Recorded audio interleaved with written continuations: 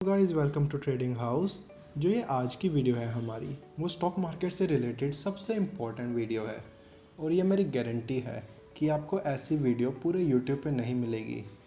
और आज की वीडियो में मैं आपको कुछ समझाने नहीं वाला हूँ, बस बताने वाला हूँ कि स्टॉक मार्केट में ऐसी कौन कौन सी चीज़ें हैं जो आपको पता होनी चाहिए अगर आपको एक सक्सेसफुल ट्रेडर बनना है। तो जब भी कोई नया इंसान स्टॉक मार्केट में आता है तो उसको ये समझ नहीं आता कि उसको क्या क्या पढ़ना चाहिए, क्या क्या समझना चाहिए सक्सेसफुल होने के लिए। तो आज हमने इस वीडियो में ये बताने की कोशिश करी है कि कौन से ऐसे टॉपिक्स हैं जो आपको आने ही चाहिए अगर आपको एक सक्सेसफुल ट्रेडर बनना है तो। और ऐसा ज़रूरी नहीं है कि आप ये सारे टॉपिक्स अपनी स्ट्रैटेजी में यूज़ करोगे ट्रेडिंग करते हुए, लेकिन अगर आपको एक ट्रेडर बनना है तो आपको इन सभी टॉपिक्स की नॉलेज होनी चाहिए, वरना आप मार्केट्स में कुछ ना कुछ मिस आउट करते रहेंगे। बिना किसी डिले के हमें टॉपिक्स पर चलते हैं। और मेरी आपसे रिक्वेस्ट है कि आप इस वीडियो को प्लीज़ स्किप ना करें, क्योंकि मैं चीज़ दावे से कह सकता हूँ कि आज नहीं तो कल, कल नहीं तो परसों, लेकिन ये जो चीज़ें मैं आपको बताने वाला हूँ ये आपको 100% स्टॉक मार्केट में हेल्प करेंगी। अब ये उन सारे टॉपिक्स की लिस्ट है जिनको हम आगे कवर करेंगे। आप चाहे तो इन सब का स्क्रीनशॉट भी ले सकते हैं। और ये हमारा फर्स्ट पेज है और ये है हमारा सेकंड पेज। आज हम इनके बारे में डिस्कस करेंगे। अगर आप YouTube पर ढूंढेंगे तो आपको इन सभी टॉपिक्स की इन्फॉर्मेशन मिल जाएगी, लेकिन पूरी YouTube पे ऐसी कोई भी वीडियो नहीं है जिसमें हमें ये बताया हो कि ऐसे कौन कौन से टॉपिक्स हैं जो हमको आने चाहिए अगर हमें एक सक्सेसफुल ट्रेडर बनना है तो। ये मेरी लिस्ट है और इसमें हमारा जो सबसे पहला टॉपिक है वो है कैंडलस्टिक पैटर्न्स। तो जो हमारे कैंडलस्टिक पैटर्न्स होते हैं वो सबसे बेसिक चीज़ होती है। अगर आप चार्ट ट्रेडिंग सीखना चाहते हैं तो आपको सभी के सभी कैंडलस्टिक पैटर्न्स जानने की ज़रूरत नहीं होती, क्योंकि कैंडलस्टिक पैटर्न्स हमारे पास कहीं 20 या 30 अलग अलग पैटर्न्स होते हैं, लेकिन जो मोस्ट इम्पोर्टेंट होते हैं वो है doji pattern, engulfing pattern and हरामी पैटर्न। ये सबसे 3 इम्पोर्टेंट पैटर्न्स होते हैं जो हमारे मोस्टली यूज़ होते हैं और जिनकी एक्यूरेसी सबसे हाई होती है। और जो हमारा सेकंड टॉपिक है वो है डिमांड एंड सप्लाई जोन्स या सपोर्ट एंड रेजिस्टेंस। ये कुछ हमारे ऐसे जोन्स होते हैं जहाँ पर आकर हमारा जो प्राइस होता है वो आकर ठहर जाता है, मतलब वो एक रेजिस्टेंस से ऊपर नहीं जा पाता और सपोर्ट से नीचे नहीं जा पाता। उसको हम सपोर्ट या रेजिस्टेंस या डिमांड एंड सप्लाई जोन्स भी बोल देते हैं। और जो हमारी थर्ड चीज़ है वो है वॉल्यूम एनालिसिस। आपको चार्ट ट्रेडिंग के टाइम वॉल्यूम पढ़ना भी आना चाहिए, जिससे आपको पता लगेगा कि किस स्टॉक में क्या एक्टिविटी चल रही है, कि उस स्टॉक में एक्टिविटी बढ़ी है या कम हुई है, वो आपको वॉल्यूम एनालिसिस से पता लगेगा। और अब हमारा जो नेक्स्ट टॉपिक है वो है इंडिकेटर्स। हमारे जो most of the professional traders होते हैं वो इंडिकेटर्स प्रेफर नहीं करते हैं, और अगर यूज़ भी करते हैं तो वो मूविंग एवरेज या वीवैप ही यूज़ करते हैं। और बाकी इंडिकेटर्स जो होते हैं वो इतने इम्पोर्टेंट नहीं होते अगर आप एक प्राइस एक्शन ट्रेडर हैं तो। यानी आप सिर्फ प्राइस और वॉल्यूम को देखकर अपने ट्रेड्स करते हैं तो आपको ये सारे इंडिकेटर्स देखने की ज़रूरत नहीं है। सिर्फ मूविंग एवरेज और वीवैप ये 2 इम्पॉर्टेंट इंडिकेटर्स हैं, लेकिन एज अ बिगिनर इन सारे इंडिकेटर्स को यूज़ कर देख सकते हैं। और अगर आपके लिए कोई काम करता है तो आप उसको आगे भी यूज़ करते रह सकते हैं। ये कम्प्लीटली आप पर डिपेंड करता है।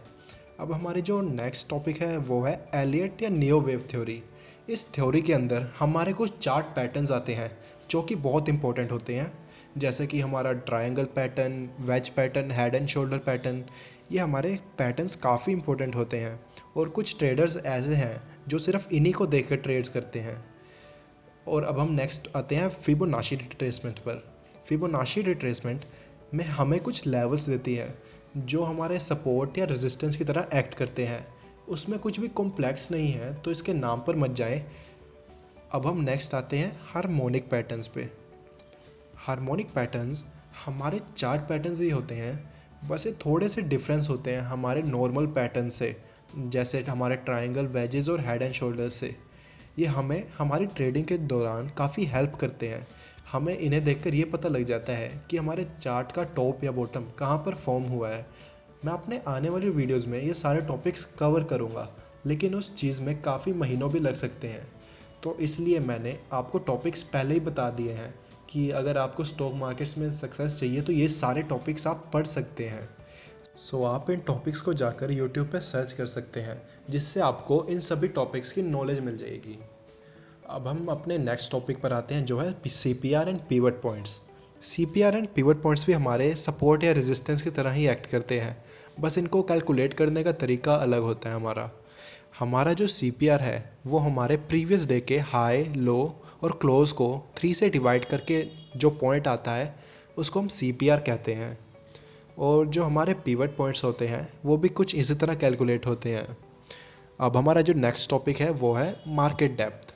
मार्केट डेप्थ हमें ये बताता है कि हमारे फ़िलहाल कितने ऑर्डर्स, कितने बाइंग या सेलिंग ऑर्डर्स प्लेस हुए हैं या कितने क्वांटिटी में वो प्लेस हुए हैं। इसे देखकर हमें अंदाज़ा लगा सकते हैं कि हमारे किस प्राइस पे हमारी बाइंग या सेलिंग आ रही है। सो हमारा जो नेक्स्ट टॉपिक है वो है अब मार्केट प्रोफाइल और वॉल्यूम प्रोफाइल।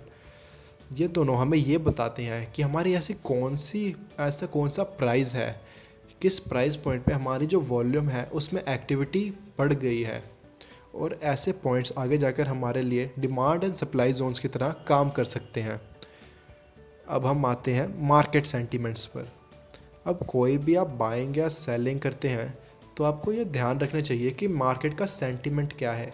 जैसे अभी हमारा जो कुछ दिनों पहले यूएस का इलेक्शन चल रहा था, तो हमें रिज़ल्ट क्लियर नहीं था, इसलिए मार्केट में इंडिसीजन चल रहा था कि मार्केट को ये नहीं पता कि उसको यहाँ से ऊपर जाना चाहिए या नीचे जाना चाहिए।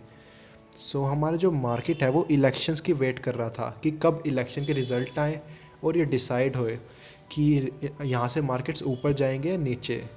सो कोई भी बाइंग या सेलिंग डिसीज़न लेने से पहले आपको ये पता होना चाहिए कि मार्केट का सेंटीमेंट क्या चल रहा है। अब हम अपने नेक्स्ट टॉपिक पे आते हैं, जो है ऑप्शन चेन एनालिसिस। अब ऑप्शन चेन एनालिसिस करने के लिए आपको थोड़े से ऑप्शंस के बेसिक्स पता होने चाहिए कि ऑप्शंस क्या होते हैं, ये कैसे काम करते हैं। ये ज़्यादा मुश्किल नहीं होते, लेकिन फिर भी ये अपने कुछ इम्पोर्टेंस प्ले करते हैं हमारे स्टॉक का प्राइस बताने में। क्योंकि हम ऑप्शन चेन के डाटा को देखकर ये देख सकते हैं कि हमारी नई पोजीशंस बिल्ट हुई है या नई पोजीशंस कटी है, तो उससे हमें ये अंदाज़ा मिल जाता है कि स्टॉक यहाँ से ऊपर जाएगा या नीचे जाएगा। अब हम नेक्स्ट आते हैं न्यूज़ पर। कोई भी बाइंग या सेलिंग का डिसीज़न लेने से पहले आपको ये देखना चाहिए कि कहीं उस स्टॉक के बारे में कोई न्यूज़ तो नहीं आने वाली या कोई न्यूज़ आ तो नहीं चुकी है। क्योंकि कहीं ऐसा ना हो कि किसी स्टॉक के बारे में एकदम से कोई नेगेटिव न्यूज़ आ जाए और आपने उस स्टॉक को बाय कर रखा हो, तो इस चीज़ को भी हमें ध्यान रख के चलना चाहिए। अब हम नेक्स्ट देखेंगे वो है चार्ट का स्ट्रक्चर। ये भी बहुत हमारा इम्पोर्टेंट टॉपिक है, क्योंकि आपका चार्ट हमें उस स्टॉक के बारे में सब कुछ बताता है कि उस स्टॉक में क्या चल रहा है, क्या वो स्टॉक अभी स्ट्रॉन्ग लग रहा है या वीक लग रहा है। तो आपको ये सब देखना आना चाहिए। अब हम नेक्स्ट आते हैं एक्यूमुलेशन एंड डिस्ट्रीब्यूशन। सो हमारे जो बड़े प्लेयर्स होते हैं, जैसे कि फाइनेंशियल इंस्टीट्यूशंस या ऑपरेटर्स, जब हमारे स्टॉक की प्राइस ऊपर जाने वाली होती है तो सबसे पहले वो स्टॉक को एक्यूमुलेट करते हैं।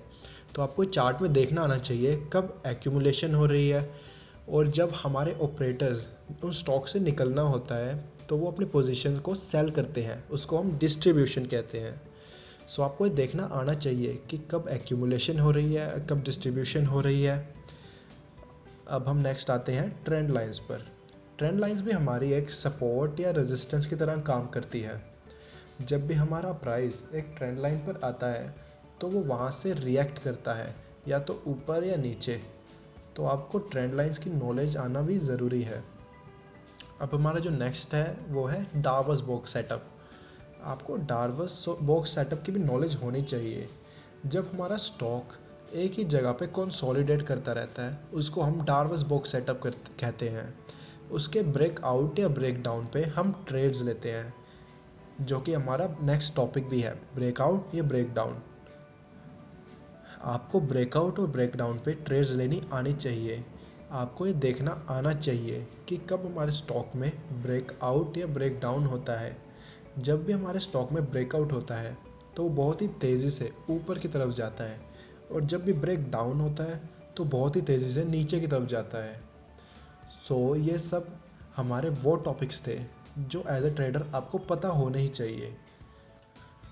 और ऐसा भी हो सकता है कि शायद मैंने कुछ टॉपिक्स मिस कर दिए हों, तो प्लीज़ कमेंट सेक्शन में बताएं अगर कुछ टॉपिक्स मिस हो गए हैं। और ऐसा ज़रूरी भी नहीं है कि आप ये सारे टॉपिक्स की नॉलेज लें, और ऐसा भी ज़रूरी नहीं है कि आप इन सारे टॉपिक्स को अपनी स्ट्रेटजी में यूज़ करें, लेकिन एज अ ट्रेडर आपको इन सब के बारे में नॉलेज होनी चाहिए। सो आज के लिए बस इतना ही। Thank you, bye bye.